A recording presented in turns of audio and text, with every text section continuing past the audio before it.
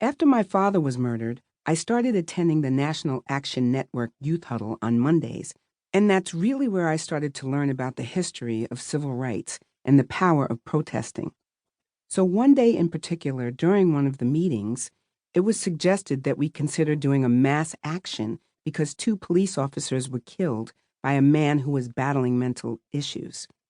But the media were pushing the narrative that he had done this as a retaliation for my father being killed by the police. Not that this was a direct result of someone having a mental health issue, which, coincidentally, they have no problem saying whenever there is a mass shooting. They wanted to make the story that this man killed these police officers in the name of Eric Garner as payback to the NYPD. I was hesitant at first because I didn't want my presence to be turned into something else or weaponized to start a riot, which is what I saw the media attempting to do with their headlines and stories. I didn't want to take any attention away from the police officers' families. I didn't want to offend anyone. So I was extremely skeptical. But what changed my mind was when I started to read about the young children who were left behind and were now fatherless like I was. If it weren't for that, I probably would have stayed out of it. But I thought about those young children and the pain and agony they must have been going through and how I wouldn't wish that on anyone. And they were young. Me and my siblings were all relatively grown. Emery was the youngest, but he was well into his teens. These kids were single-digit young, and it hurt my heart that they would be going through life dealing with this trauma.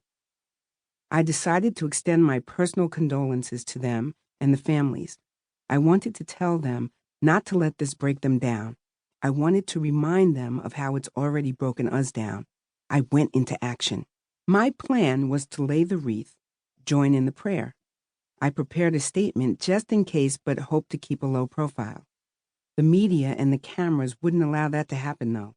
As soon as I was spotted, they literally ambushed me. There was a picture in the paper, and you could see me in the middle of a sea of cameras and media looking overwhelmed. I didn't expect that type of reaction at all. And the questions they began to throw at me were just vicious. They were obviously trying to create a headline and a narrative. They started with, "Is this in retaliation for Eric Garner? Do you feel responsible for these police officers being murdered? Do you hate all police?" I was really shocked that they would ask me some of those questions. It was just heartless and cruel, but that was my introduction to how the media attempts to manipulate a situation for headlines and clicks.